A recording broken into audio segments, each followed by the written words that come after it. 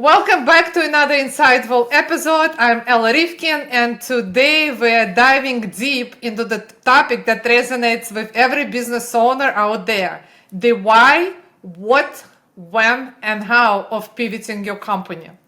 I have a very special guest with me today, John Furth, who has over 35 years of experience and a wealth of knowledge in this area. He's not only expert, but also my business coach, guiding me through two pivotal moments in my business journey. Actually, I counted three. I counted Well, three. this one is the third one right now, yes, and now we're actually getting ready to go through the third one right now. So, welcome, John. Right. Thank you. Nice to meet you. Yeah, welcome. Thank you so much for joining us. I know how busy you are, so it's great and amazing that you have joined us today. So, Well, I always have time for you. thank you so much. Thank you. So before we jump into our discussion, I just wanted you to kind of introduce yourself, just a small bio about yourself, so the viewers can get to know you better. Okay.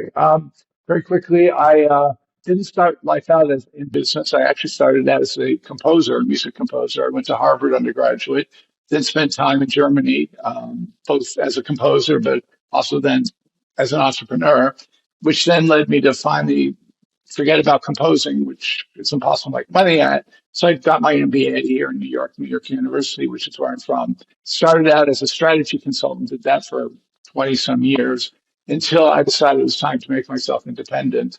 And at that point, I had been doing strategy consulting in the C-suite, but mostly at big companies. So I worked for 2 years for the CEO of Sony, actually in Japan, advising him on organizational issues, the CEO of Deutsche Bank, Discovery TV, and so forth. So I was always in the C-suite. But then I left and wasn't sure I wanted to continue in the consulting industry, and realized that what I loved was the personal side, helping people through performance issues, their own contributions, and not necessarily the business as a whole, at least not big corporations. And that led me to become a business chair, which is how we met, working with small, medium-sized business owners and CEOs on performance, essentially performance and making themselves and their businesses better and more successful, more profitable. And that includes, of course, a healthy dose of holding their hands through a pivot, because small businesses pivot many, many times. Sometimes of their own making, and sometimes there are external circumstances like COVID that forces the pivot.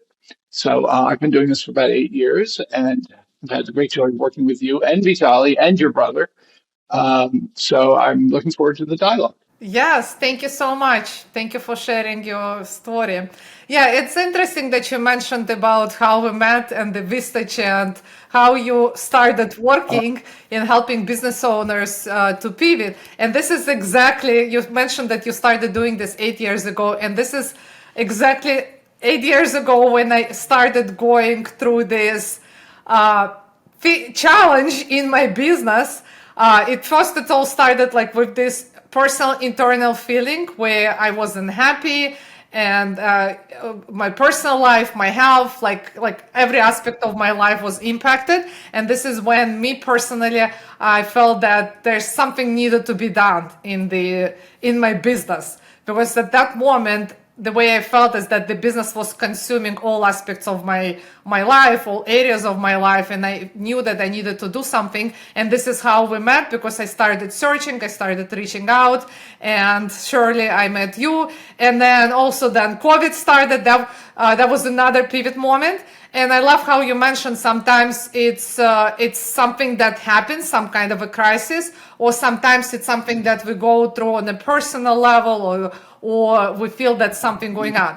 So I guess now let's just dive deeper, so that why do we feel that way? Why do we need to pivot our business? Like, what are the signs? So if we can just dive in this why.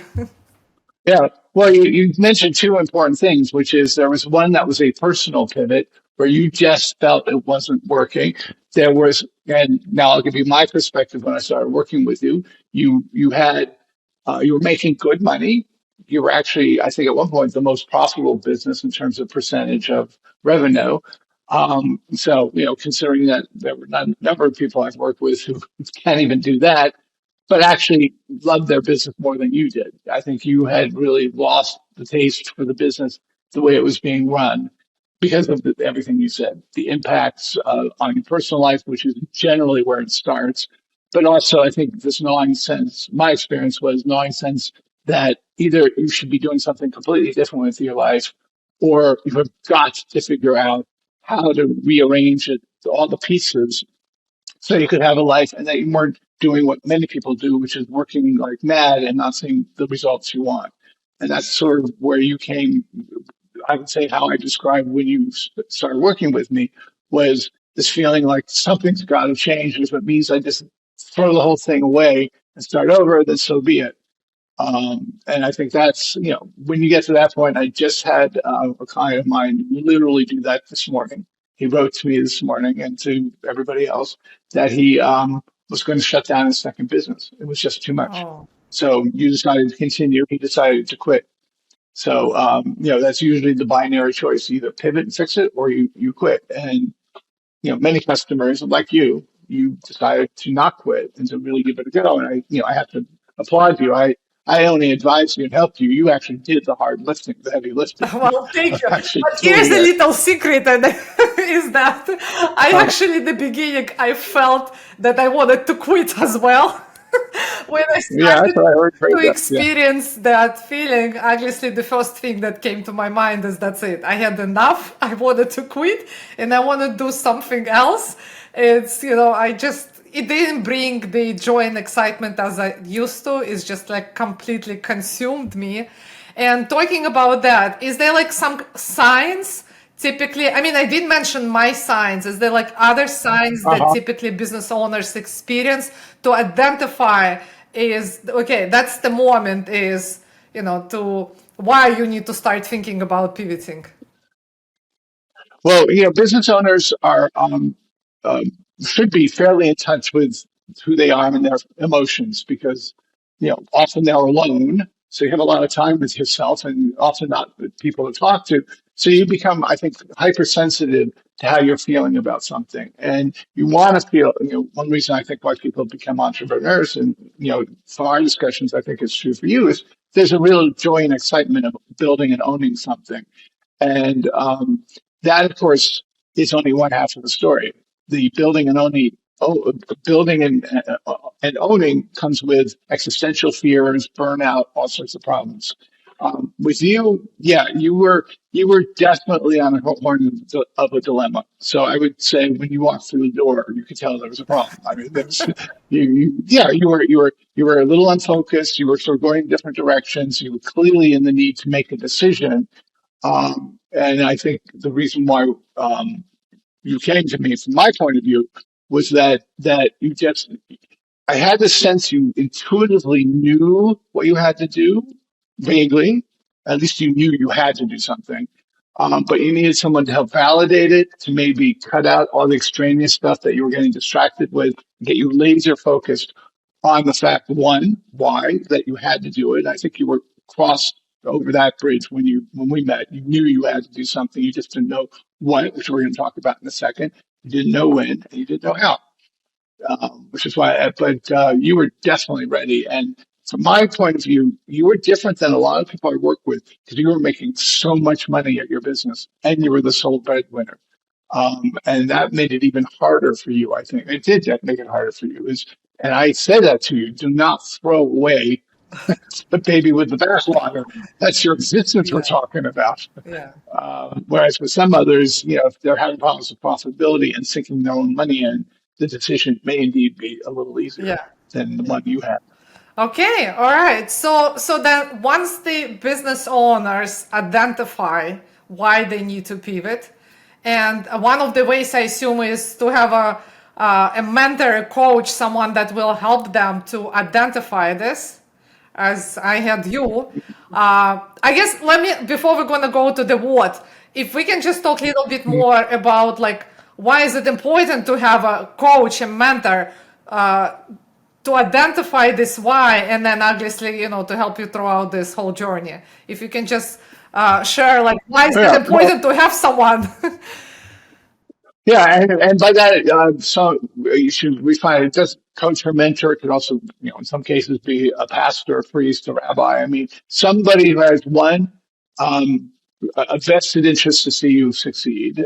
So when you hire someone, I obviously professionally have a vested need to make sure you succeed. But two, someone who can see it objectively. We are not born with cameras that we can watch ourselves day in and day out. We don't really know half of what goes on inside us for a whole variety of reasons. First of all, how our brain is wired, also because we're busy doing stuff and don't reflect. So you really need someone who can look at you and see what's going on and then serve it to you in a way that you actually listen. And then not only listen but take action. And that was in spades with you. You start listening immediately. That's always a joy, and that's the kind of clients everybody looks for. Someone who's willing to listen, is open and vulnerable, but needs help. And that help can take many forms. In this case, it was you having to make a big decision and then follow through and make it happen right. But no, I think a third part, you have to trust them. They have to obviously understand what you're going through, both emotionally, psychologically, and then business wise. Um, and they have to have a certain toolkit wherever they got that to take you through the valley of death and get to the other side. Um, and that, as I said, there can be a priest, there can be a rabbi. There, many people out there. I happen to have had the business experience, and we got along together personally. That it worked out. Yeah, yeah. Yeah, and it's interesting how you mentioned that you need to recognize. And that's kind of exactly what happened with me, because like that willingness to work is first obviously came before for me to recognize that I needed help. And I remember when I started going through this whole transformational journey in my life, in my business, I was not like that, like the way I am. I didn't want to listen to anyone. It was like, I knew everything, and like, who is there to tell me anything? And I remember when I started doing this personal development, and as you know, I'm very into much Tony Robbins. And this when I was at the business trip, and he was talking about is that we need to bring people outside of our community, like outside of our environment, and who can objectively tell us. And that's exactly what you were just talking about, is like to be able to reflect on the way that we operate the way that we do, because we don't see ourselves from the side. And that's exactly what happened with me, because when I heard him saying that, I was like, okay, all right, so now I need to find someone and bring, I remember that. yeah, and bring into my community. So yeah, and that's exactly what happened. And thanks to you, I was able to get to where I am today. So now that we have identified why a pivot is very crucial, let's dive into the what. So John, what are the essential components of successful pivot, and what should the businesses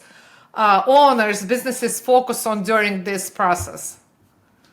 Well, that of course depends on the person who owns the business itself, the economic and financial environment. Depends on a whole bunch of things. So there is no one specific pivot. We're going to talk about the how.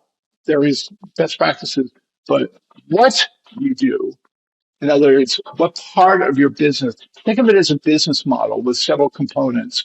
You've got the revenue model, how you make your money. Then you have the cost model, how much it costs. Then you have the qualifications of your team that you need to have. Then you need the kind of clients you have. Then there's the learning and development piece. There's a whole bunch of little pieces, and one piece can be out of whack, and the whole thing looks like it's a mess. That was the other thing, is that I had the impression you hadn't actually taken apart the pieces to see what it really was. You just had this generalized sense that it wasn't working. Well, what we discovered, and this is usually one of the major things, it was a people issue. Mostly, you were not hiring really the kind of people that that of the quality that you needed to do what you wanted to do. In other words, be able to delegate more, be able to know the work got done, and so forth and so on. I think there was a little bit of an issue with, if I remember correctly, with training. There wasn't quite as much training as I thought you needed to do to get them where they should go. And there were some processes that you were trying really hard to implement that just weren't sticking. And so I think there was a little bit of that. But it came down to a people issue. Revenue, no problem. You had Exactly, and revenue. you actually spotted right on. And I think like this, the people, the processes, the turnaround, I think it's all it combines together, because what started happening is that, and I think it happens a lot, and I see as I'm working with the business owners, is that the business owners, once they start scaling so fast, then they don't have time to set up the processes in place. And then also you mentioned the delegation, and I think it all kind of relates to the processes, because then you start hiring employees, you start expanding your team, you don't have all the processes in place, you cannot train them because there's no processes, and then at the same time you don't have time to train them because you're trying to run the Right, business, and then it becomes the whole right. combination. And that's kind of exactly what Yeah, happened with me, because that's exactly what happened with you. yeah. Yeah. And it happens to many business owners as once they start scaling very fast. Yeah, well, and that's so again, other colorations are, and it depends on where you are. You were beyond the startup phase. And what had happened was, I think just like you said, you scaled it and you may have had processes in your head, but they were either not documented or weren't tested. So you had preconceived notions. And what frustrated you was that the team didn't seem to be adopting them. So it came back to, basically a human issue. This client of mine who just shut his business officially today, the second business, he has the first business that's doing well, had a revenue generation problem. Um, and so he said, look, I can't keep pumping money through this new business from my old business when the old business is under economic pressure because of current situation. So he just hadn't really figured out how to, he could only make, a couple thousand dollars, hundreds, tens of thousands of dollars a year. It was right at the beginning. He just said it was a financial decision. That's a revenue model. In my case, the business models where I suffered while I was learning until I became a very successful CEO was cost. I sort of bought my success, which is another danger. Your rush to grow, you know, you can build yourself out of existence if you don't watch out for the cost. So I would say that's been my weakness in the business model area. And unfortunately, when I was successful, it's because I had a very difficult woman who kept me on certain constraints. She watched the cost like a hawk. And thanks to her, we had some great successes. And she was totally different than me that way. And then there are people who don't hire the right people. You had a little bit of that. But you also have people and you had a little bit of this too, where some of the customers just are sucking up too much too much time. That's another business. If you're going after the wrong customers or haven't been specific about the kind of customers, you're going to end up down the line with a bunch of customers that take up much more time than they should be. Yeah. And that professional services happens all too much. Yeah, and that actually happened to me as well. And I remember that we did this exercise together where I sat down and then I analyzed like how much time do we spend on this particular clients, and then like what's the how much are we making.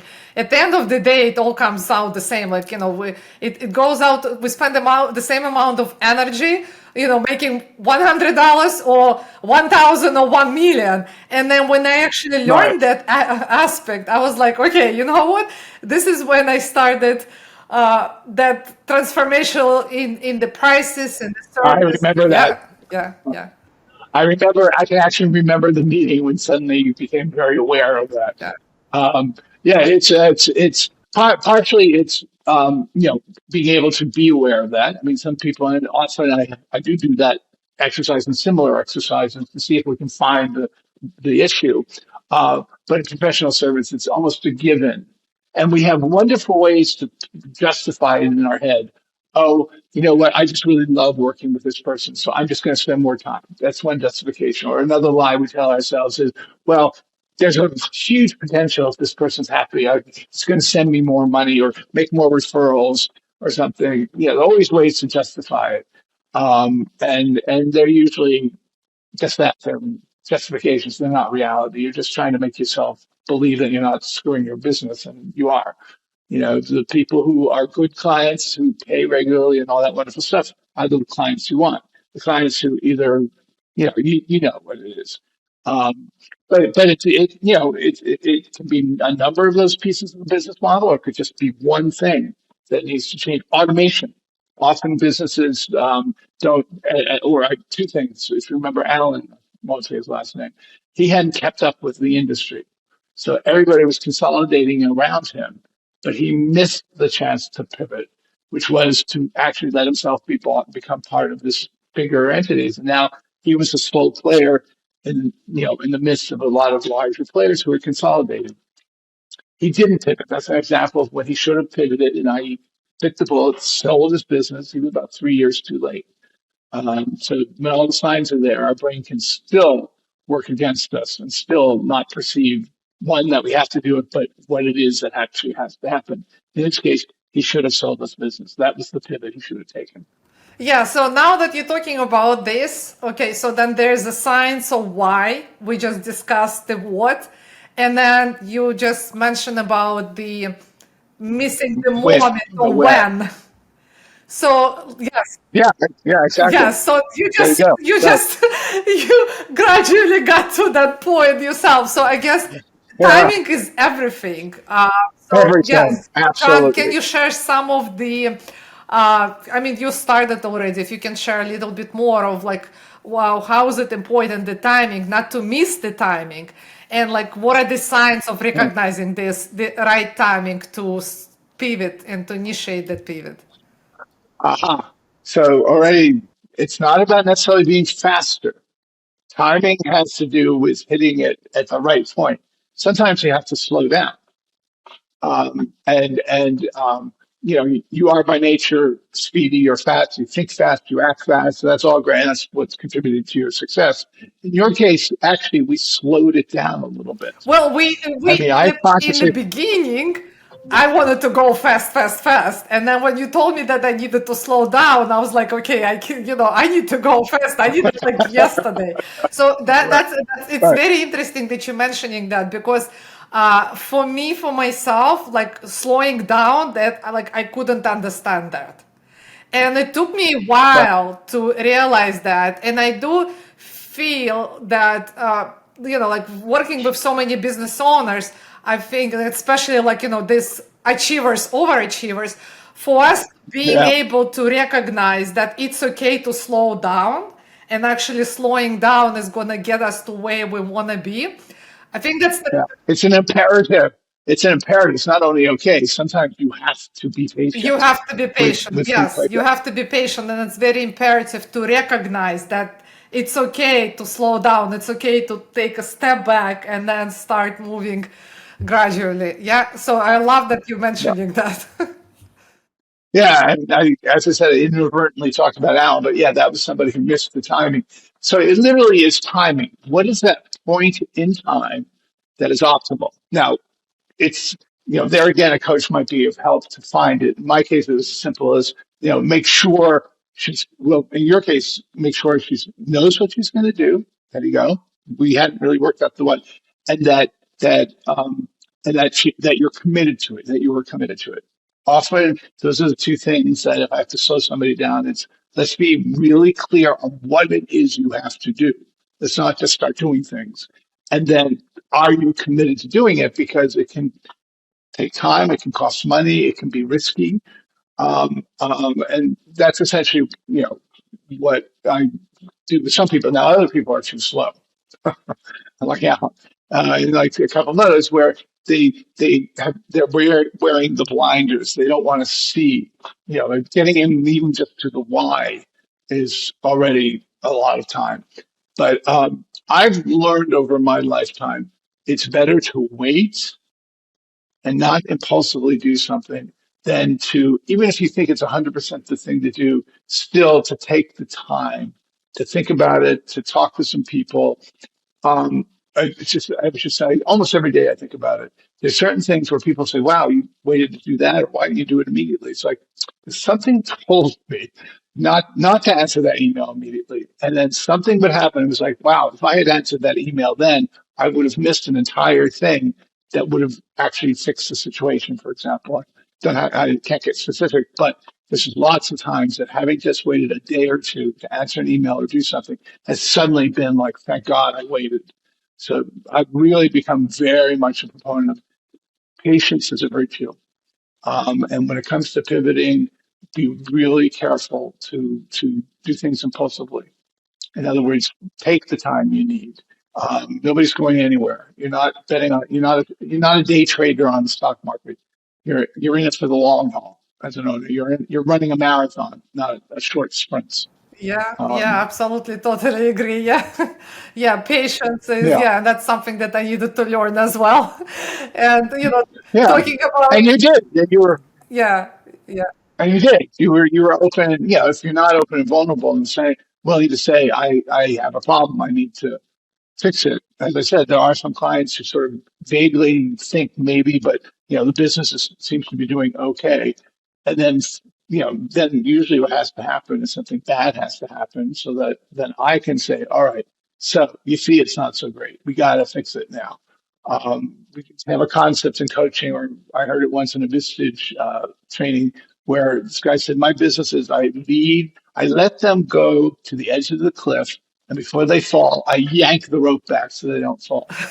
Because sometimes the only way people learn is they have to see the chasm and actually realize at any moment they could fall to actually learn the yeah. lesson. So I don't do that often. I've done it once or twice, and it works. But that's timing, because when you do it that way, you got to be able to yank the rope within a couple of minutes of when that person is looking down the bottom of a chasm. But it happens. Yeah, but I it's know some also people that can, also they learn. very painful because, like, what you just said.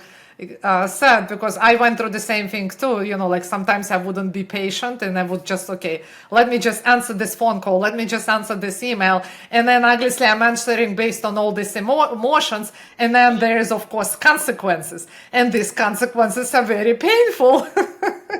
Eventually, Eventually, yeah, because at the end of the day, the consequence, and we're talking about, in the businesses, so the consequence is like losing the client, losing the customer, then losing the revenue, and then there's all these side effects, and that's something that I need. and the time wasted, Yes, and the time that that, if you asked them yeah, to fix something that if you had waited, you could have done very quickly. exactly, Yeah. exactly. I remember I remember when I used to work.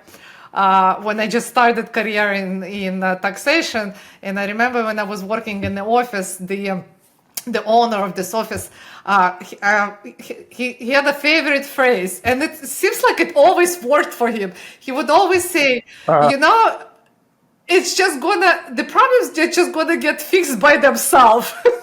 Myself. Yeah. No, it's amazing. Yeah. And that's just Yeah. kind of going back to what you said, being able like to wait instead of respond. And like, yeah, somehow miraculously they just fix themselves. Ourselves. Yes, funny how that is. Yeah. And my experience with that was when I had a house in East Hampton. I went to brunch at a very wealthy couple's place where we had gone often before. We walked in, and my husband Curtis went to the living room and said, "Wow, that's a really nice plant. I don't remember that being here." He said, "Oh no, it just grew wildly." And they said, "It's amazing what happens when you do nothing." He said, "We don't water, we don't do anything. It just grew." Yeah, exactly. Yeah, And I take that with yeah. me. It's amazing what happens when you do nothing. That's it, exactly. And I also remember that Tony Robbins. He, whenever we go to his events, he has like all these posters. And one of the posters, I remember me and my husband with Vitaly, we were talking about it. So it says, "Problems love oxygen."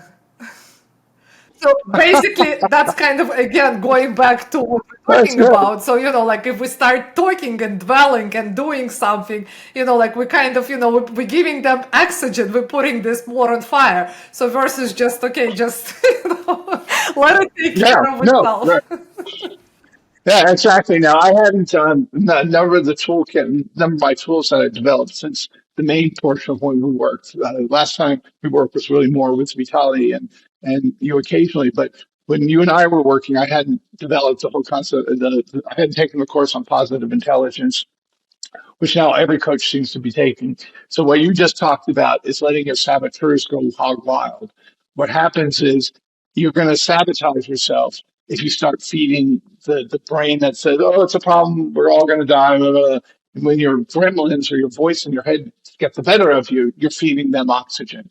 Instead of what I've learned to do and what I try to get my clients to do is to calm down for a second, let them say whatever the hell they're going to say, let them beat me up, whatever, just don't take it seriously. And if you have to sit in a dark room for an hour or two, just let it pass. Let it pass. But do not react when those things start to, don't give them oxygen.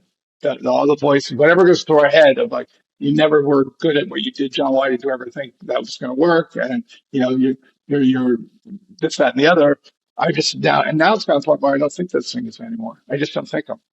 And that's very important because that keeps us in the prefrontal cortex, which is where our language, our creativity, everything that makes us human and successful lives, and not back here where it's just fight or flight responses. Yeah, yeah, love it, love it. All right, so I guess then the last part is the how of the pivoting. So, Mhm. like, how can businesses navigate the process of pivoting successfully? Like, any tips on strategies that you would like to share and recommend? Well, let me ask you, since a lot of what you did was not something we necessarily spent a lot of time discussing. What I found was really interesting is when you came to the decision and when you had sort of what I felt we had the understanding of the first three, somehow the how you went out and you did it. So let me ask you, what did you do in your pivots that was special that you think made it successful?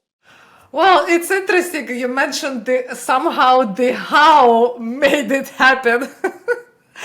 And Yeah, but I've always wondered too, because you and I didn't spend a lot of time in the house, and it just started happening. it's interesting that you're mentioning that because as I was going like through this whole personal business development, and I remember like when I was doing a lot of exercises and a lot of them when I was going to Tony Robbins workshop, they would always teach us don't focus on the how, don't focus on the how, Right, just focus on like the right, why first and then what. And like I know for myself, from my past experiences, like I'm always like focusing on this how, the how, how I'm gonna do it. But then oh, when I actually I remember. learned this whole concept, and I started understanding and realizing and focusing on like Mhm. the what, the how just somehow falls it all in. That's a hard lesson for a lot of people to learn. It really is. It's when I was doing strategy consulting, that was the basis of everything. Is you get the strategy right, the how is going to take care of itself. Now, that's fine in theory. In big organizations, you do have to be pretty clear because if you've got 10,000 people that are going to have to pivot with you, you are going to have to have a plan that has to be executed and monitored. When you have a small business and you decide you have to have you have to make the change, you may be aware of where you want to go, but you probably don't know the individual steps, probably having never done it. That's another reason to hire an outsider. It's a little different as the organization gets bigger. The bigger it gets, the harder it is to literally to make change happen, which is what we're talking about. So you do have to do a little more planning. But the how for me, the main things I've seen about how is it really comes down to commitment, confidence, and courage. And the three C's I always say. First of all, you have to be committed to the end result. You have to know what it is you want. You may not know how to get there, but in your case, you wanted to have more time with your family. You wanted to enjoy your work again, and you wanted to be able to grow it. Yeah, and I mean, it was fairly you clear. spotted exactly right on. And the commitment of knowing what exactly you want, the outcome, the result. That was my why. That's the why that was driving Right. me, and that's the why that actually helped me to execute what it needed to be done. And then And then, Right. you spotted right on. Yeah. Yeah, yeah. And once you have that commitment, again, we're talking about small Yeah. business owners.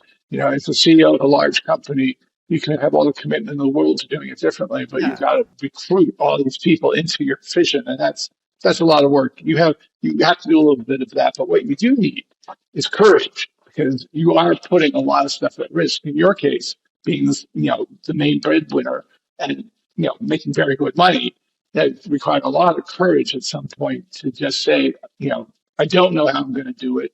It's almost like the mindset is more important than the how.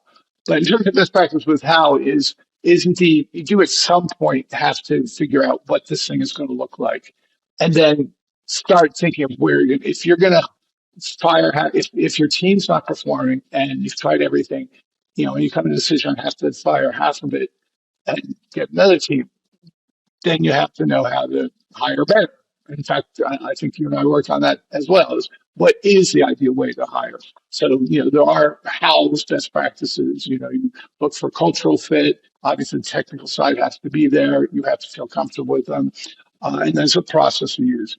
If, for example, you realize that, you're doing manual everything and there's got to be a software or software programs or system that you have to implement, then yeah, you do need someone to tell you how to implement a system. First of all, how to choose the components and so forth. But usually it involves a lot of third parties um, that will give you, when it's technical in nature. It's hard to make a pivot that requires technology change without a consultant to help you. But generally, for the owner, it's the mindset that's important. Yeah. Yeah. And I it's the mindset, the totally, yeah, commitment, totally agree. it's the willingness to get through the bad parts of it, the uncertainty, should I really have committed myself to this? The doubt. Um, but it also, I think, is when you see something works better, that you just run with it. So that's about as much as I can say about how. Now I think about it, now we're in it is very hard because everything is different. Everybody's different. Yeah. No, but Every you said that you spotted right on because like the number one thing is obviously it's knowing the final outcome. It's what it is that you want to get out of it, and it's not even because I mistakenly thought that what I wanted to get out of this is that I wanted like to scale the business. I wanted to make lots of money, right. but in reality, uh, it's one of the reasons, but that's not the deeper reason of it. Yep.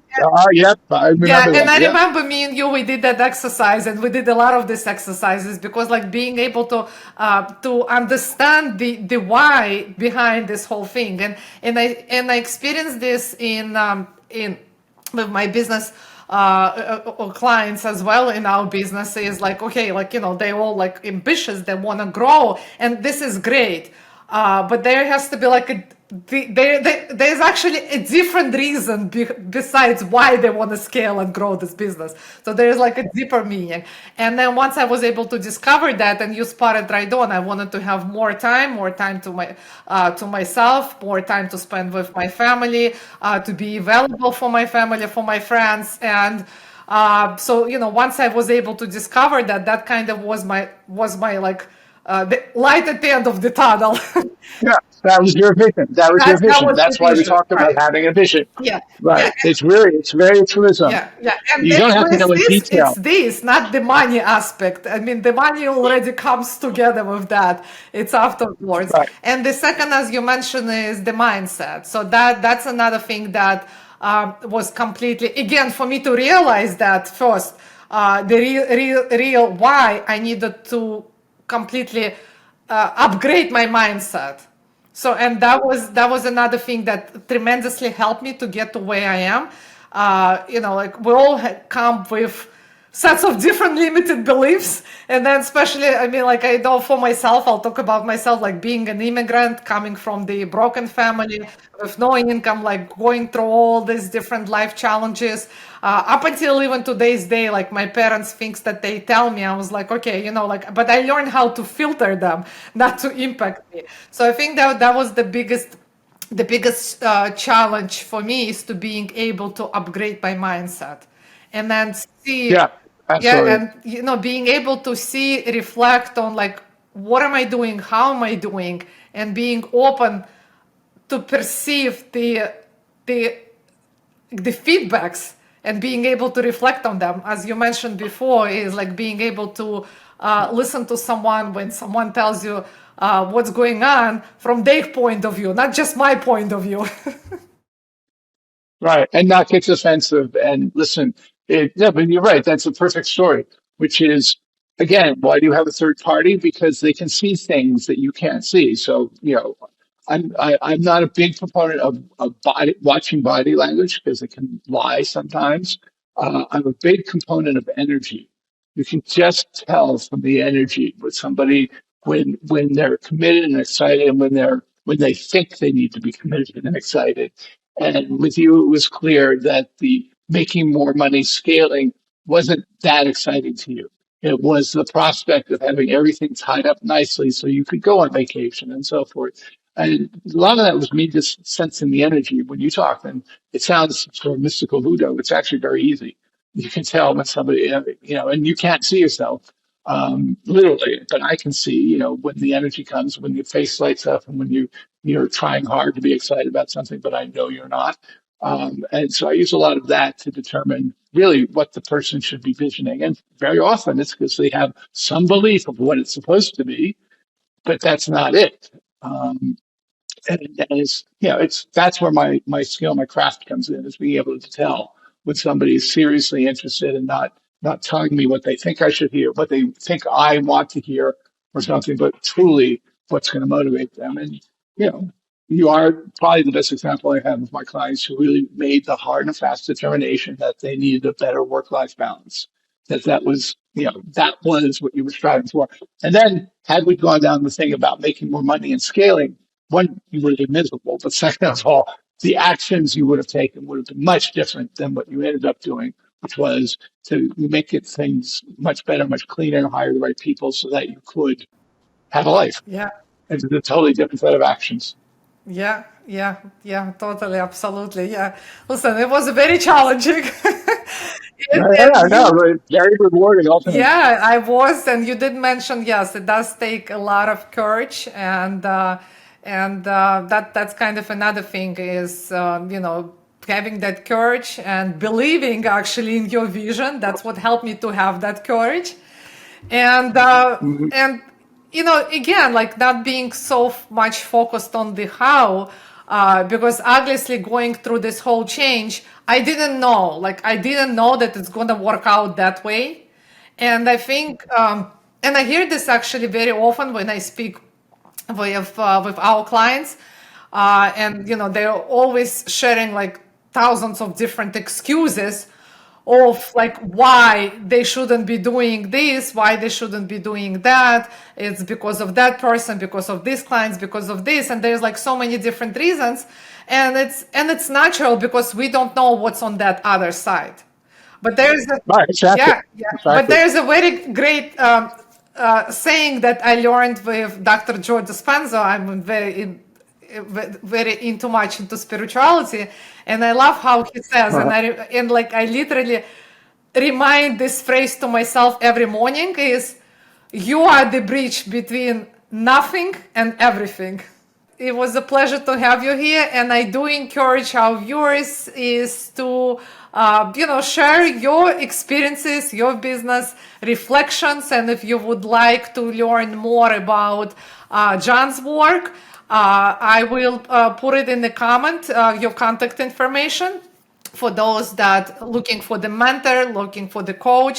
I definitely would suggest and refer John, as I've been using him for so many years already. And thank you so much, John, for sharing your wisdom today. It's been a pleasure having you on our show.